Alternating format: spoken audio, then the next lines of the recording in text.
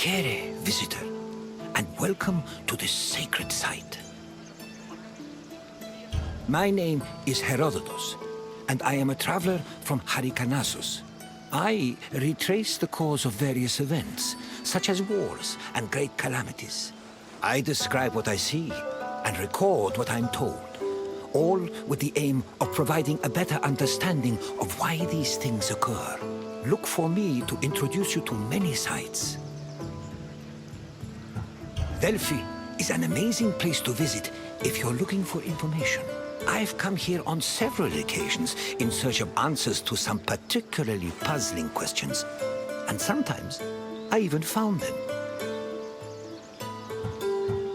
This is Delphi, home of the renowned oracle. Greeks considered it the navel of the world. Pilgrims and kings journeyed here from all over Greece and beyond, seeking advice from Apollo through the voice of his interpreter, Pythia.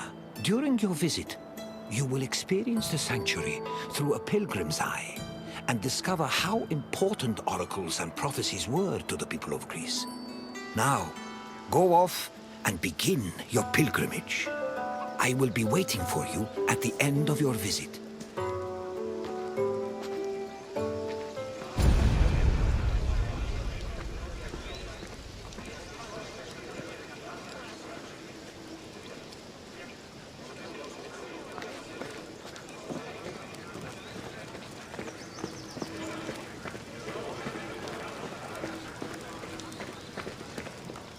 On their journey to the Temple of Apollo, pilgrims walked this sacred path up Mount Parnassus. The summer sun beat down hot on their backs. Along the way, they took in the magnificent monuments, treasuries, and statues that adorned the road. These landmarks were tokens of people's reverence for the oracle's benevolence. All were dedicated to Apollo, and most were offered by cities to commemorate military victories. The monuments represented not only their donors' piety, but also their power and wealth. The sanctity of Delphi has endured to the present day, and visitors still take this very same route.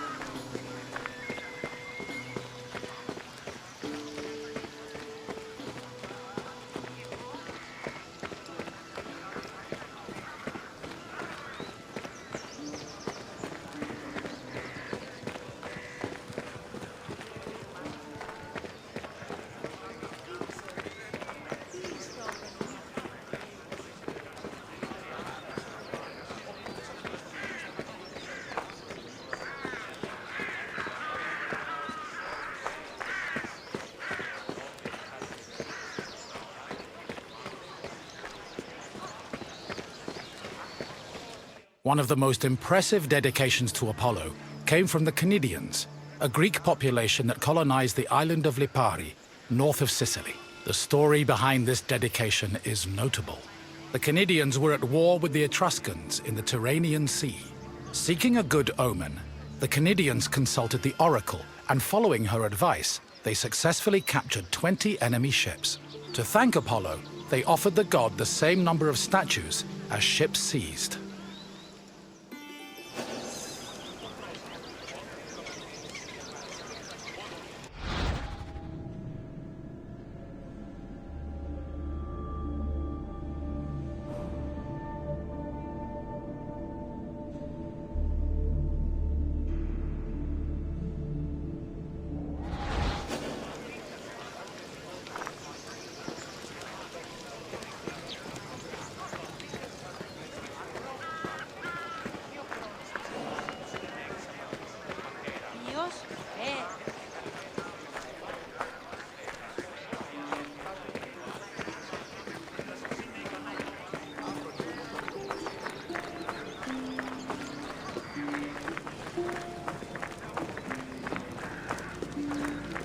Ιδίαν.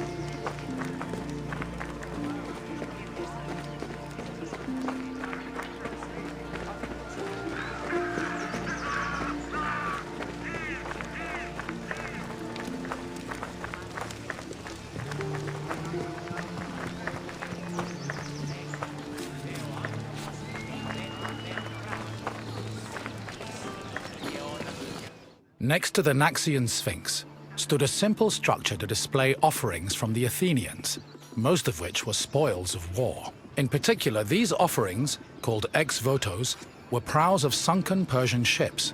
The Athenians built the portico after their naval victory over the Persians in 478 BCE.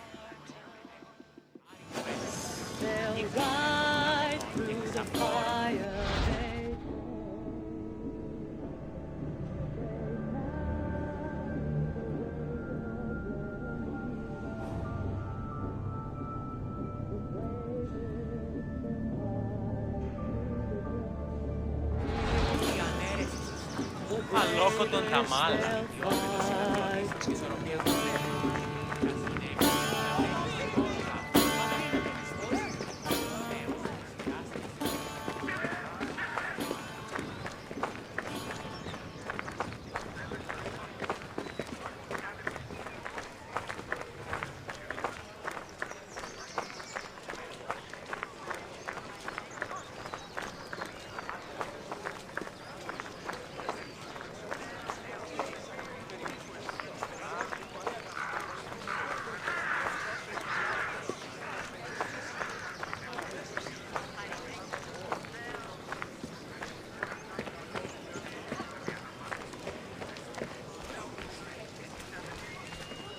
Οι οφθαλμοί μου πεσεύουσι.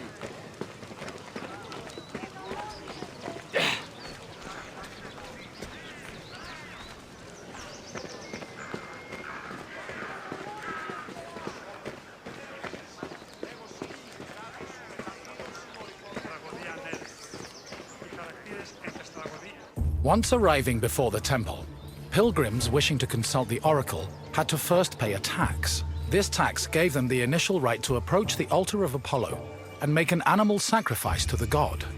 But before proceeding to the Pythia, the preliminary ritual had to succeed. If the animal reacted favorably and showed signs of acceptance to the god, it was sacrificed, and the pilgrim would be allowed to enter the temple to question the Pythia.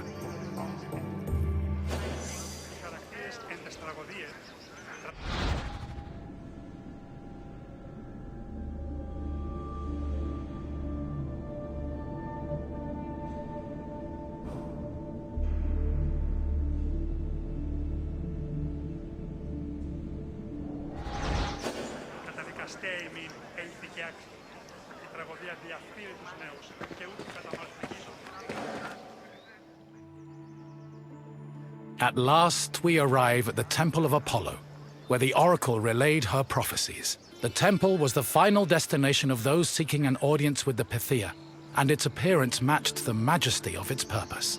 Atop its imposing columns, the structure's pediment displayed famous mythological scenes, sculpted by the renowned Greek artist Antenor.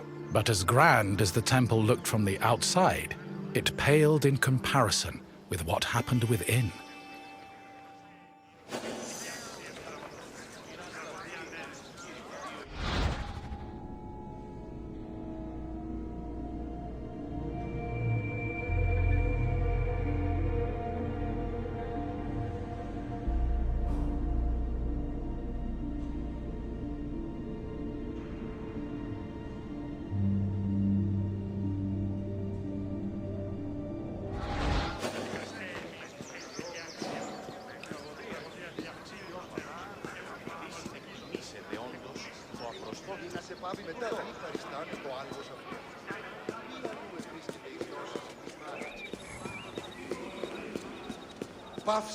Prophecies were given in the most restricted part of the temple, the Aditon, by a chaste woman known as the Pythia. Before delivering prophecies, she first purified herself with water, then burned laurel leaves and barley flour to begin the ritual. Finally, while seated on a tripod surrounded by offerings, the Pythia delivered Apollo's messages. Her words were often strange and indecipherable, and required further interpretation by the temple's priests. Despite much research, the exact causes of the oracle's behavior while prophesying are debated to this day.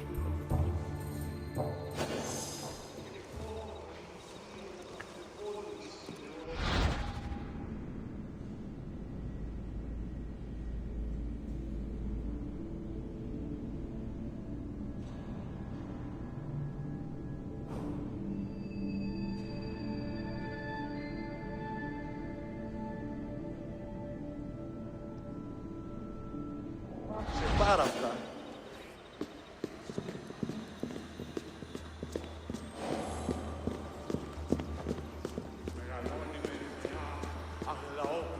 Myths say that while searching for an oracle who could impart their words to mortals, Apollo established a sanctuary on Mount Parnassus. Apollo took over this site by slaying its sinister guardian, the snake-like Python.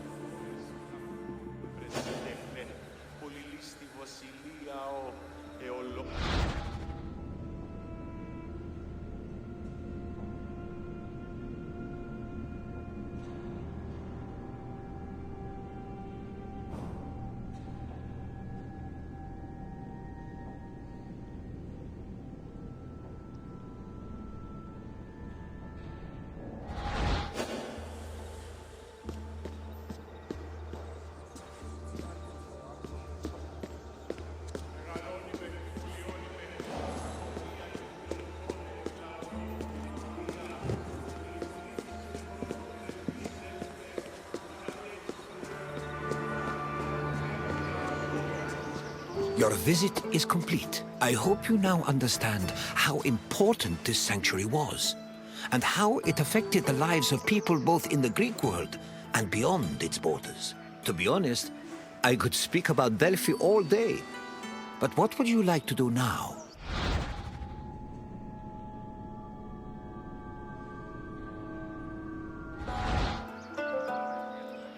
Ah, you wish to test your knowledge. Let's begin with a simple question. What did the oracle use to purify herself before her predictions? The Greeks used olive oil for things like meals and medicine, but it was not required to purify the oracle. Try again. Fire was used to burn laurel leaves and barley flour before the prediction, but not for purification. Try a different answer. What did the oracle use to purify herself before her predictions? While animal sacrifices were required to see the oracle, their blood was not used in the purification ritual. Try another answer. Correct. The oracle used water for purification. Time for another question. Which god was believed to speak through the oracle at Delphi? The god of the underworld was both feared and respected by mortals, but he did not speak through the oracle at Delphi. Try another answer. There is evidence of oracular sites dedicated to Zeus, but Delphi was not one of them. Keep trying. Which god was believed to speak through the oracle at Delphi? Hermes did not speak through the oracle at Delphi. When you're the messenger of the gods, you surely can't stay in one place for too long. Try again. Yes. The oracle allegedly spoke the words of Apollo, which were then interpreted by priests. One final question for you. Delphi is situated on which mountain? Olympus is notable for its association with the gods, but it is not the site of Delphi. No. You may want to check a map. Delphi is situated on which mountain? This mountain is known for being the supposed site of Heracles' death, but it was not close to Delphi. Correct. Delphi stood on the slope of Mount Parnassus. Well done, traveler. Your knowledge rivals that of the wisest philosophers. As you wish. It has been a pleasure sharing Delphi with you.